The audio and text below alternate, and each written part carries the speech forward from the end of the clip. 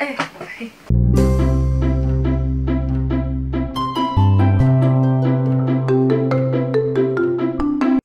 Hai guys, happy to see you again. Welcome back to my channel. Nama aku Tia. Dan hari ini adalah hari Lebaran. Selamat hari Lebaran. Minal aidin wal faizin. Minal aidin, minal aidin. Selamat hari Lebaran.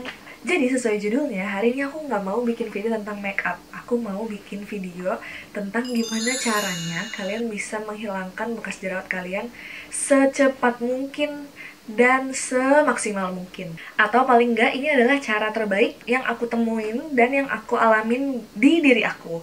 So, kalau kalian penasaran, just keep on watching. Oke, jadi sebelumnya aku mau disclaimer dulu kalau aku itu bukan dokter, apalagi dokter kulit. Jadi aku cuma akan sharing aja berdasarkan pengalaman pribadi aku. Oke, jadi sel kulit kita itu punya siklus yang berjalan selama 30-60 hari. Jadi kulit kita tuh akan berganti menjadi lapisan sel kulit yang baru setelah 1-2 bulan. Tapi dengan bekas jerawat, dia tuh kan ada di dalam lapisan kulit kita yang cukup dalam. Jadi susah hilangnya. Lapisan kulit yang atas hilang, bekas jerawatnya masih ada. Lapisan kulitnya lepas lagi, bekas jerawatnya masih ada. Ibaratnya tuh kalau kalian abis putus sama pacar kalian, terus kalian tuh nggak mau hapusin foto-fotonya yang ada di galeri kalian, ya gimana mau move on sis? Nah tapi sebelum kita move on ke solusi gimana cara ngilangin bekas jerawatnya, aku mau kasih tau dulu ke kalian apa aja sih jenis bekas jerawat yang bisa kalian lihat di kulit kalian. Karena sebenarnya ada dua jenis utama dari bekas jerawat.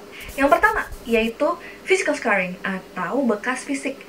Ini adalah bekas dimana muka kalian tuh ada banyak indentasinya atau banyak cuil-cuil gitu, atau pokoknya apapun yang bisa kalian rasain pakai jari kalian kalau kalian pegang gini. Yang kedua adalah pigment scarring atau bekas yang berpigmen.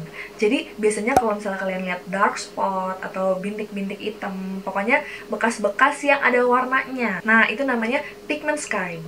Tenang aja, aku bakal kasih tahu kalian solusi untuk kedua bekas jerawat itu. Oke, jadi hal yang paling pertama yang penting banget kalau kalian mau ngilangin bekas jerawat itu adalah SPF. Kalau kalian punya permasalahan kulit apapun, kalian harus selalu melindungi kulit kalian dari sinar matahari. Karena sinar matahari adalah yang paling bertanggung jawab terhadap mayoritas permasalahan kulit kita. Kalau misalkan kalian mau menghilangkan bekas jerawat, udah pakai produk A, B, C, D, tapi kalau misalkan kalian nggak melindungi kulit kalian dari sinar matahari, sama aja bohong. Dan malah bisa jadi memperparah kondisi kulit kalian. Jadi ingat, harus pakai SPF yang proper. Boleh pakai SPF minimal 30 ya. Kalau misalnya mau pakai SPF 50 juga boleh, lebih bagus. Nah, ini aku mau kasih rekomendasi. Ini adalah sunscreen yang biasa aku pakai. Ini dari Purito, brand Korea. Ini adalah Centella Green Level Unscented Sun SPF 50+ PA++++. Tips yang kedua yaitu adalah dengan exfoliation. Tadi kan seperti yang udah aku bilang, kalau misalnya kulit kita itu akan beregenerasi sendiri menjadi sel kulit yang baru selama 1-2 bulan, ya kan? Jadi itu kita tuh selalu ganti kulit, guys. Kayak ular, tapi kayak lebih nggak keren gitu loh kita. Oke, jadi eksfoliasi adalah proses untuk menghilangkan sel-sel kulit mati sehingga kulit kita itu terbantu untuk membentuk sel kulit yang baru. Nah, eksfoliasi ini bisa ditempuh dengan dua cara, yaitu physical exfoliation dan chemical exfoliation. Tapi kalau aku pribadi nggak merekomendasikan physical exfoliation, karena physical exfoliation itu kan biasanya dilakukan dengan scrub. Nah, scrub itu nih kalian bayangin ya, kulit kita ini kan bentuknya lapisan rata gini ya. Nah, scrub itu bentuknya kan bulir-bulir gitu ya. Pada saat bulir-bulir itu kita gosokin ke kulit kita itu nggak bisa mengontrol si bulir-bulir itu untuk mengangkat sel kulit mati kita secara merata. Ya kan, bulir-bulirnya kan kita nggak tahu dia kemana. Bisa jadi kita over exfoliating juga di satu area. Jadi misalnya nih di area yang ini udah kita exfoliate tadi, terus ternyata tanpa sadar kita nge-exfoliasi dia lagi. Tapi ada juga area-area yang belum ke eksfoliasi, jadi aku nggak suka karena dia nggak rata, mengeksfoliasinya nggak bisa kita kontrol jumlahnya. Dan juga kalau misalnya kalian pakai scrub yang kasar atau scrubnya udah lembut tapi kalian pakainya kasar banget, itu bisa jadi mengiritasi kulit kita dan memperburuk kondisi kulit muka kita. Jadi aku jauh lebih suka pakai chemical exfoliation karena dia bisa mengangkat sel kulit mati kita dengan sangat optimal dan merata. Jadi chemical exfoliation yang paling sering aku pakai adalah ini dari Something AHA BHA PHA Peeling Solution.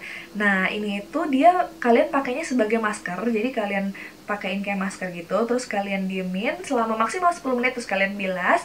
Nah, ini tuh cuman boleh kalian pakai maksimal 2 kali seminggu, atau sebenarnya 1 kali seminggu aja sebenarnya juga udah cukup. Tapi kalau kalian pengen lebih cepat lagi kerjanya, boleh tapi maksimal 2 kali seminggu. Atau kalau misalkan kalian mau yang konsentrasi lebih tinggi lagi, kalian bisa pakai yang The Ordinary Peeling Solution. Tapi itu di Indonesia aku susah banget nyarinya yang originalnya.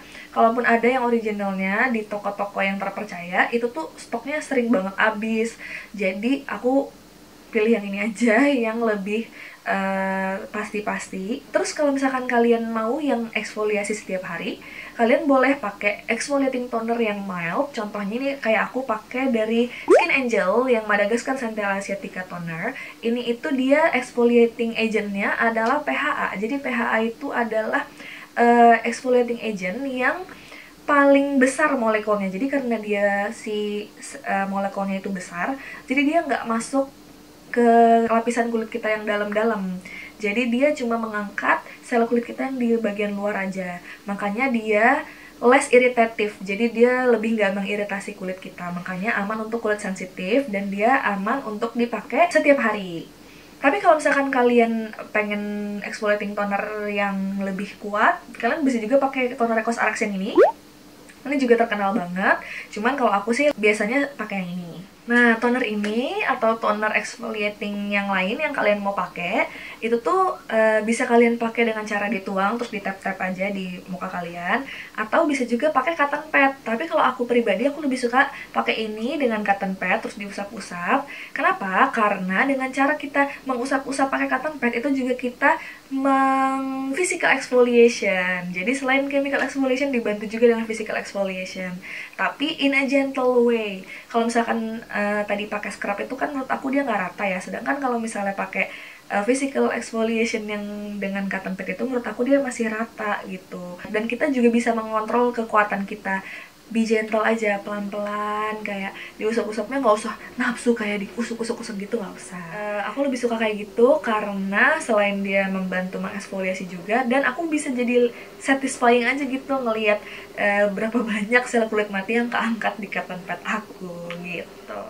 Oke, cara yang berikutnya itu dengan menggunakan retinol. Buat kalian yang belum familiar dengan istilah retinol, jadi retinol itu adalah turunan dari vitamin A.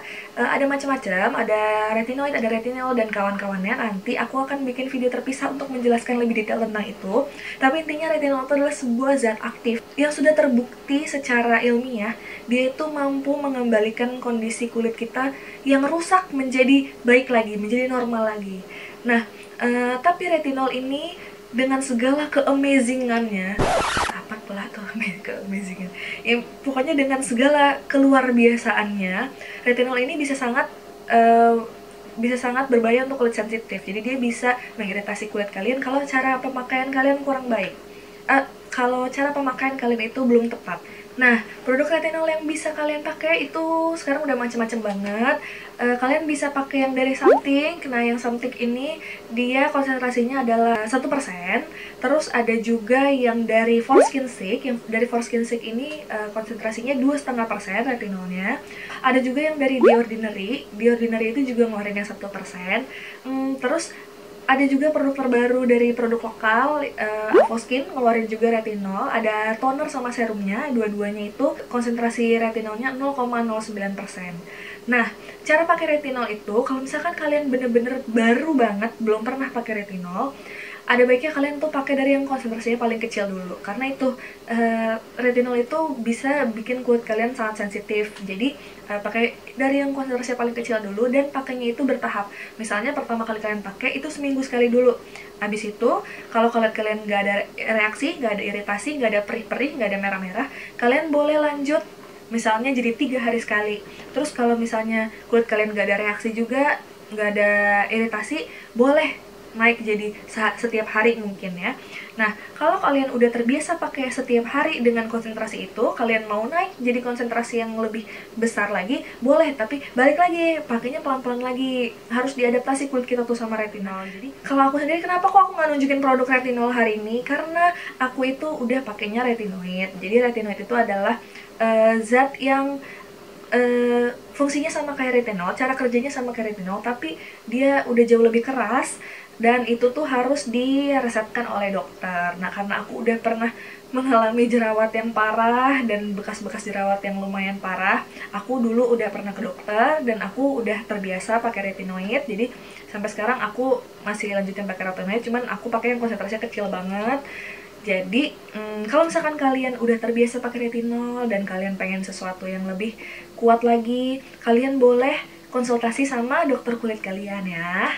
Oke, setelah kalian tadi udah tahu tentang exfoliating dan retinol, aku nggak bosan-bosan untuk ngingetin kalian, jangan lupa kalau kalian pakai produk eksfoliasi apapun dan pakai retinol, kalian harus selalu pakai SPF. Oke, karena kulit kalian itu jauh lebih sensitif, jadi kalian harus selalu melindungi kulit kalian dengan SPF.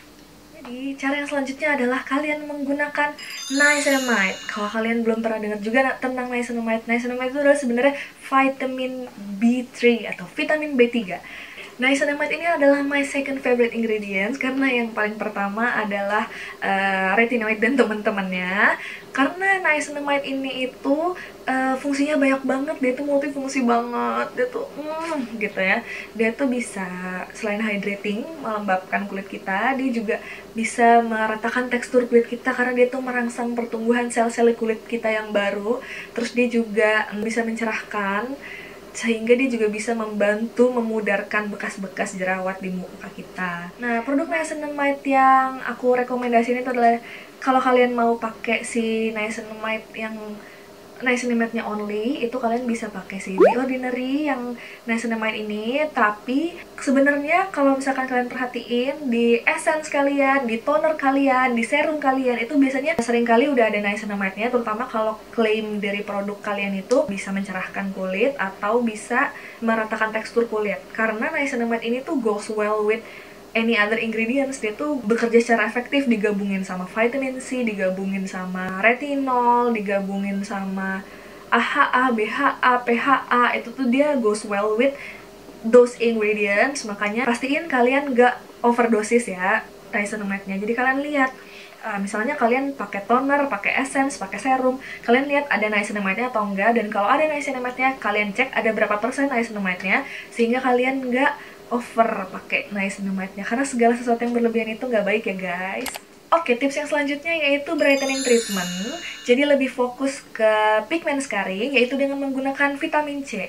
Nah, vitamin C ini dia sangat bagus untuk mencerahkan, brightening, jadi bagus banget buat memudarkan bekas-bekas jerawat yang hitam-hitam. Terus dia juga punya anti-aging properties yang bagus, dia juga bisa melindungi kulit kita dari kerusakan. Tapi si vitamin C ini cukup tricky pakainya karena dia bisa mengiritasi kulit kalau misalkan kulit kalian sensitif. Produk vitamin C yang aku rekomendasiin itu dari For Skin Sake. Dia tuh punya serum vitamin C yang formulanya gentle dan cocok untuk semua jenis kulit.